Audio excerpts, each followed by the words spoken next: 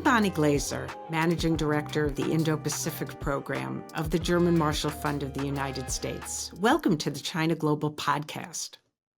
There are many writings by Western scholars on Chinese foreign as well as domestic policy. Yet few have ventured to analyze the internal intellectual debates in China that either partly or very significantly shape Chinese policymaking.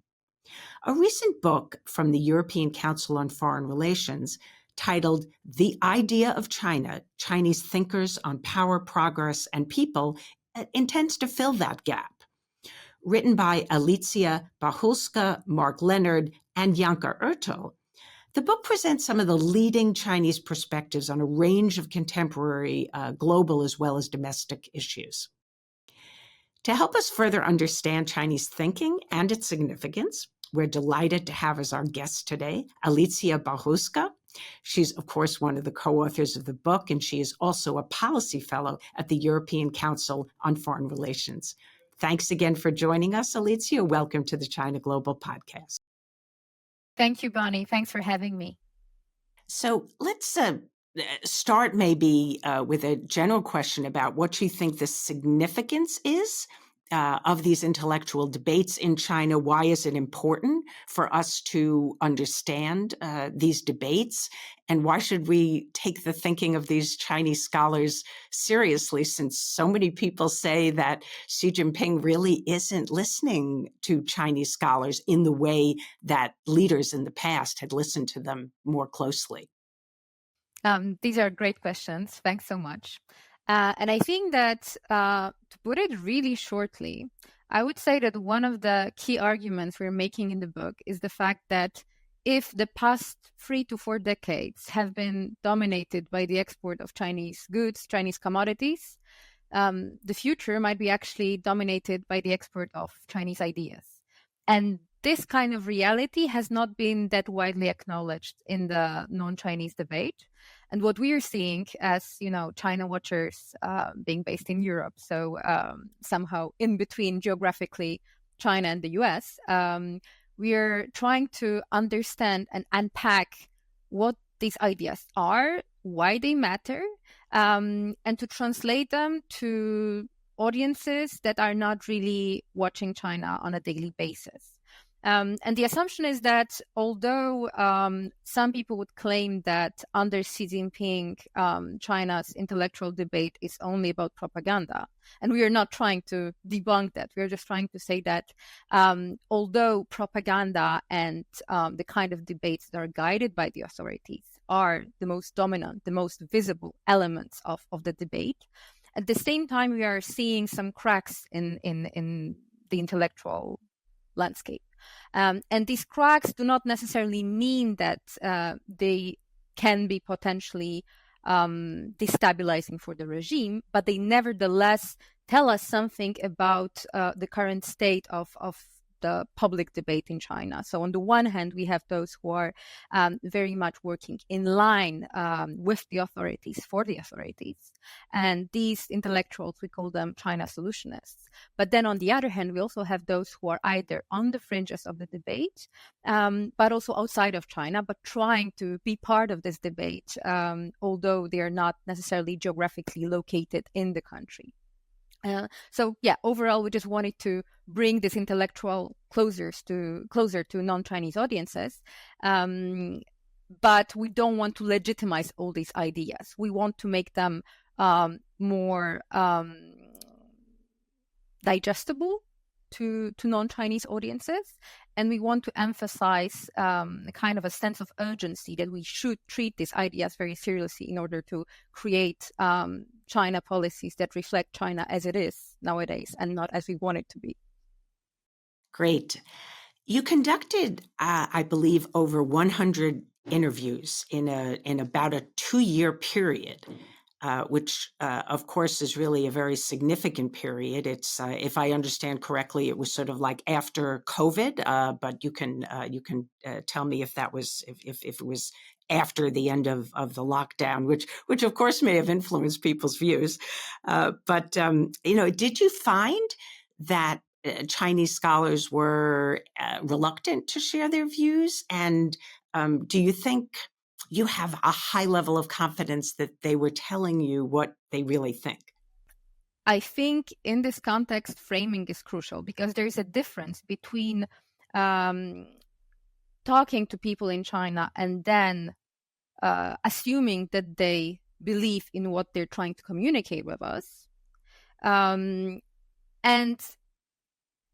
if you approach these people thinking that they're only instrumental in what they're trying to convey, we end up having very different conclusions. And this is kind of an egg and chicken dilemma. And in the end, because of the fact that the views conveyed by China solutionists, so those who are working with the system, for the system, are the most visible, the most dominant, we assume that even if they don't believe in what they're saying, they're trying to convince us and convey a message that is important for the authorities. And that's why we should take them seriously. Even if they don't believe in these messages, it means that they believe that these messages are crucial for the CCP, for the authorities, for the whole system. And that's why we have to take them seriously and not to just, dismiss them as mere propaganda, because they are propaganda to a certain degree, but this propaganda has a certain function and importance in the system.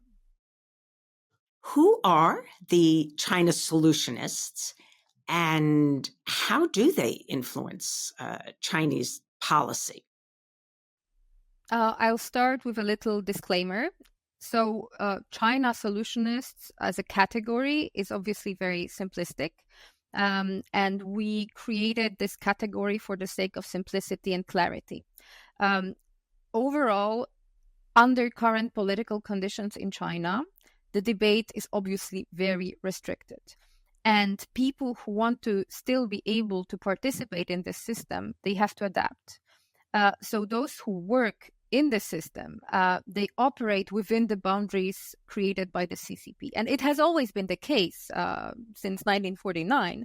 But under Xi Jinping, these boundaries are much tighter and much more clear when it comes to definitions of where the red lines are. So many of these intellectuals, they seem to believe that there is a need to develop this distinctively Chinese solutions to the challenges of the current situation, both domestically and internationally. So they want these ideas to reflect, on the one hand, China's growing status, but also China's ambitions under Xi Jinping's rule. And again, to be very simplistic, China solutionists are the ones who try to undermine Western-led ideas and norms and create either alternatives to these ideas or ideas that can somehow be subversive, but they don't necessarily look at first glance as alternatives to the Western-led norms and values. Xi Jinping has frequently used a phrase, great changes unseen in a century. How do Chinese scholars define that phrase, and what do they see as its meaning and its significance? What do they see as the great changes that are taking place? And is it a positive description about the changes in the world, or is it more of a pessimistic description of the changes taking place in the international situation? The narrative of the great changes unseen in a century has become one of the key features of the Chinese debate in the past decade. So even if you look at the number of publications in China, in Chinese academic journals, in Chinese think tank publications that contain this phrase, the popularity has just skyrocketed. It's really a big thing.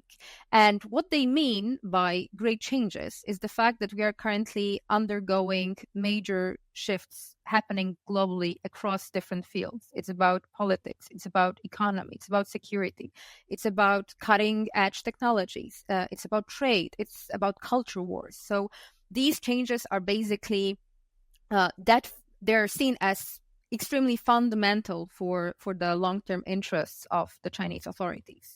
And in this case, on the one hand, they are portrayed as a huge challenge, but also as an opportunity. The challenge is usually framed and portrayed around the US-China rivalry. To some scholars, it is somehow an existential challenge. To others, it's more of a competition that is more related to trade and technology. For others, it's very much about this system competition, and a very kind of aggressive framing is also quite prominent when it comes to understanding these changes. But on the other hand, we also have many intellectuals who try to build this more positive perception of great changes unseen in a century. And they try to promote an idea that China can exploit these changes to its own benefit by creating policies and strategies that can, on the one hand, in the long run, diminish the role of the US globally, but also help China build a much more positive view and perception of the Chinese regime, especially in the global south and in places where the US might be perceived in quite an ambivalent way because of, historical conditions, and so on. So it's definitely an ambivalent discourse and narrative. It's not necessarily very positive or very negative, but I think it's about finding a new narrative and a new way of explaining the reality for China, filtered through the lens of what the CCP would like to achieve in the long run. So basically to win with the US in this strategic rivalry in the long run.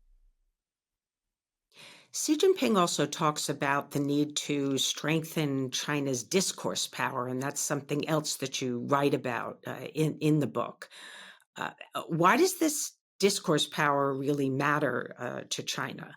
And do they feel that they are making progress in shaping the way in which China is talked about in the world, getting their own story out? Or are they frustrated that Western descriptions of China, I think in some ways might even dominate the discourse about China? So I'm curious how they see it. So discourse power, in terms of definitions, it's basically about control over the way China is being portrayed, talked about, discussed internationally. And bearing in mind that the debate on the ability of the authorities to succeed is obviously limited and has its boundaries. I think on the issue of discourse power, there is a relative openness to discuss different strategies and the way how China should proceed. And historically, I would say that, discourse power is older than Xi Jinping, or the quest to increase China's discourse power. It's much longer. But before Xi, it was very much defensive. It was about this so-called positive energy and trying to balance the negative media coverage of China in international news. And now it's much more offensive. Now it's much more offensive.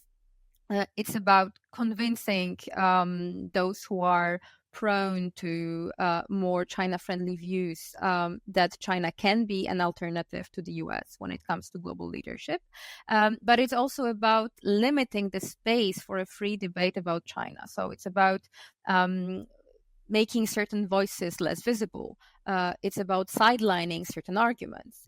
But Chinese intellectuals have different approaches to how this should be achieved. Some of them believe that this top-down approach is good and that it can be successful because of the fact that the authorities have both the political will but also the financial power and the means to implement such an ambitious strategy. But then there are those who also believe that for China to be truly successful in building its soft power and discourse power, there needs to be a larger, broader engagement of the public. So people have to believe, Chinese people in China, that they are confident enough to help build and achieve China's newfound status. And here, I guess that because of the language barrier, for example, many in China are aware that it will be very difficult for Beijing to establish, for example, an alternative system where Chinese state-affiliated media will compete with the US on a large scale. Obviously, a lot of money is channeled into these tools, like state-affiliated media, cooperation with influencers outside of China. But still, these efforts are not as successful as some might assume. Are there some areas maybe you can cite issues where the Chinese think that they are succeeding in shaping the narrative, where they're telling China's story well, and maybe an example of where they're not having much success? So it really depends who you talk to. China solutionists are oftentimes very nationalistic, and they are very keen to build this narrative that Chinese people need to be very confident. So this whole self-confidence discourse, the fact that, China might already be able to overcome the US in certain areas. There are intellectuals in China who believe that nationalism or patriotism, like depending on how you frame it, is the way to go, and that the engagement of, for example, Chinese netizens in events such as, boycotts of Western brands that don't want to use cotton from Xinjiang, that these are the examples of how successful China's discourse power can be to convince people inside of China that these strategies work. But then on the other hand, if you want to evaluate it through the lens of how China is perceived outside of China, I think that this is very counterproductive. That's the opposite of how China can actually be liked abroad. There was this moment where Xi Jinping was calling, I think he became aware of the fact that so-called wolf warrior diplomacy was counterproductive during the pandemic. And then he was calling for Chinese media and those who create the discourse internationally to create an image of a lovable China, whatever it means. But it seems that there are not that many ideas that could be turned into policies that would be very effective and very precise. So there are ideas to, as I said, cooperate with influencers. And this, I think, is also an area where we will see in the future much more movement, much more engagement, because it's less about Chinese people trying to convince outside audiences of their own interpretations of what China is, but it's rather about using third parties who might be more knowledgeable and experienced, talking to local audiences in different contexts about the perceived benefits of China's system. But yeah, this is a big debate in China still. Alicja, one of the arguments that's made in the book, I think it's in a section that was written by Mark Leonard, is that Chinese thinkers are really preoccupied with the question of how China can protect itself and brace itself for some of the negative changes that are taking place in the world, and they foresee greater instability, as opposed to really trying to shape and revise the international order. And that's really interesting for several reasons. One is that in the national security strategy of the United States, there's a sentence about how China's the only country in the world that has the ambition and the capability to revise the international order. I think that the European Union also accepts this view that this is perhaps the biggest challenge that China poses to the West.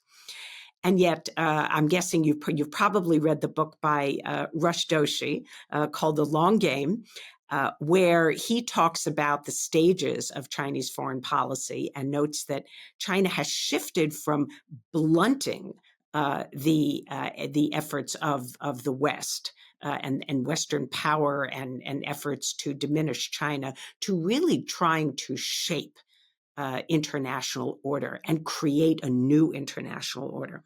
So I'm curious whether you think whether you found in your interviews that there's really more of a debate here, or did you really find that everybody was just speaking defensively about trying to protect Chinese interests rather than to advance them and change the international order so it's more favorable to Chinese interests? That's a great question. I think that this goes back to this performative aspect of interacting with Chinese intellectuals in current conditions. The fact that most of them, when it comes to China solutionists, were trying to convince us of China's good intentions or Beijing's ability to not necessarily create an alternative world order, but rather a world order, or maybe not a world order, but rather an element of the international order where the interests of smaller countries are respected. And that's obviously part of the authorities' talking points. That's a very important one. And it's very symptomatic of the way those intellectuals who are working in the system try to convince the outside world of China's alleged good intentions. And again, this goes back to the whole debate whether they believe what they're saying or they are just aware of their limitations and the fact that they need to convey this message because this is what is expected from them. And we don't have a clear answer when it comes to really assessing whether they believe these arguments or not. But nevertheless, there is still a debate in China because China solutionists are a spectrum. So if you look at the spectrum, there are people who are still much more ambitious when it comes to fighting for certain arguments. For example, the fact that maybe China should one day or in the nearest future form alliances, like formal alliances, like US-style alliances. There are people who believe that this should be the case. But because of the whole tradition of China presenting itself as a peaceful power that doesn't interfere in third countries' internal affairs, and the whole playbook that we all know, these voices are not very visible in the mainstream debate that is conveyed to foreigners. That does not mean that this debate does not exist in China, but overall, in interactions with foreigners, the good old narrative about China's peaceful intentions is very much alive. There's one other concept that Xi Jinping has talked about a great deal that I wanted to ask how the Chinese scholars discuss themselves, and that's that the East is rising and the West is declining or falling. And of course, this really seems to be underpinned by his unwavering confidence that the United States in particular, but also Western democracy, is in a period of inexorable decline, and that China's time has come. It has the wind at its back, and it is going to emerge. We assume, although of course he has not said that, but we assume that what he means is that China will eventually emerge as at least a leading global superpower, if not the leading global superpower. So over the period of the 2 years that you conducted these interviews, I'm wondering if any of the Chinese experts, or if you detected a view among Chinese experts of their confidence either increasing, decreasing, or maybe it was just unchanged about the fact that China's time has come and that the East is rising and the West is declining. Because, of course, we have seen in this period that China is encountering growing domestic challenges, especially with the Chinese economy. And it doesn't look to me like the United States economy is in a free fall by any means. So did the Chinese talk about this in different ways over that period, or did they have to express confidence in the trajectory of China? I would circle back to what I said in the beginning about the pandemic period of our interviews and the post-pandemic period. I think we should really not underestimate the impact of the way zero COVID policy was scrapped in China and how much of damage it has made to the way the authorities are perceived in China, especially among the intellectual elites and the middle class. In the interviews conducted, I would say in early 2023 and in 2023 overall, we have felt a lot of frustration, a lot of disillusionment. Many have, like, the end of the zero COVID policy was, like a cherry on the top of this cake of, Chinese authorities making quite arbitrary decisions that are not necessarily, they're not perceived anymore in some circles as very rational. And, the whole idea of China and the Chinese authorities being very pragmatic, it's a long-standing feature of the debate on, what China is or isn't. And you can understand this pragmatic nature of the CCP in various ways. So on the one hand, in the way the authorities talk about its own, what they want to achieve in cooperation with foreign countries, for example, the whole pragmatic aspect of cooperation is always about economic gains. But then, on the other hand, this pragmatic side of the CCP can also very easily turn into something extremely instrumental. And I think that the end of zero COVID policy, the street protests that took place in China at the end of 2022, they made many people realize that the level of frustration related to the way Chinese political elites operate at the moment under Xi Jinping started to be really, really big. And in the chapter on people in our book, we are trying to unpack many of these tensions because to a certain degree, I would say that we have these two realities, intellectual realities in China. So you have the reality of the mainstream debate endorsed by the authorities, and then you have the fringes, and you have the internet debate that is obviously highly censored. But if you examine it closely enough, or if you look, for example, at what's happening in Chinese language media outside of China, you can quickly realize that the level of disillusionment is really high. This does not mean that suddenly we will have, mass-scale protests in China. But, for example, the question of demography, the fact that how it is tied to the economic crisis unfolding in China, and, for example, the role of women. With the whole crackdown on feminism and the fact that women, by not wanting to have children and deciding not to have children, they are also actively contributing to the economic crisis, or that's how the authorities and China solutionists wants to see it. And there are very limited ways at the moment for China solutionists to convince most of young women in China, well-educated, middle-class urban women, to have more children. And they are really trying hard to build this positive energy idea of how the demographic crisis in China will be turned into an opportunity, how silver economy will be developed, how AI and new tech will be implemented to fight the crisis. But then on the other hand, you have a huge crackdown on the feminist movement.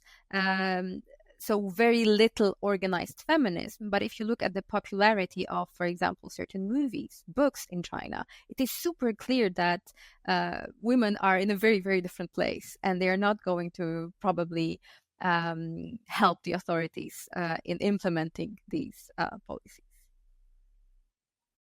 So finally, Alicja, I wanted to ask you if you have thoughts on how the West should respond to particularly China's discourse power in the global South, which seems to, I think that China's messaging about itself and its role has resonated positively in many developing countries. What do you think that Western countries and countries in Europe, the United States, and others should be doing to respond? Is the correct response just to strengthen our own discourse power, or do we need to do more? I think that we need to firstly acknowledge and understand the logic of China's behavior. We have to understand the precise tactics and strategies that China is implementing in the global south, but also worldwide in terms of discourse power. And then we have to judge whether this logic is conducive to our interests or not. Without really understanding what's happening on the ground, it's very difficult to come up with counter arguments. And I think that we also have quite a lot of evidence that being defensive doesn't really work. Fact-checking doesn't necessarily work. It's about, emotions. It's about creating a different story about what's happening in today's world. I think that people are just, to a certain degree, and in some geographical contexts, they have very serious problems to deal with in their everyday lives. And in some cases, the Chinese narrative might be just, a very digestible one. In Europe, it doesn't work. So I think China is on the learning curve to understand that these anti-Western narratives don't necessarily have to work, for example, in Central and Eastern Europe, where the security landscape is very different and the perception of, for example, the US is also very different. But essentially, I think it's about understanding China's logic, understanding the way China thinks about itself, Chinese intellectuals close to the authorities, how they devise these ideas, but then also to come up with our own ideas. It's not only about, debunking or trying to create counter arguments. It's about just creating a different story about where we are and where we want to be in the future in this changing geopolitical landscape. We've been talking with Alicja Bachulska, who's a policy fellow at the European Council on Foreign Relations based in their Warsaw office. Thanks so much for joining us, Alicja. Thank you.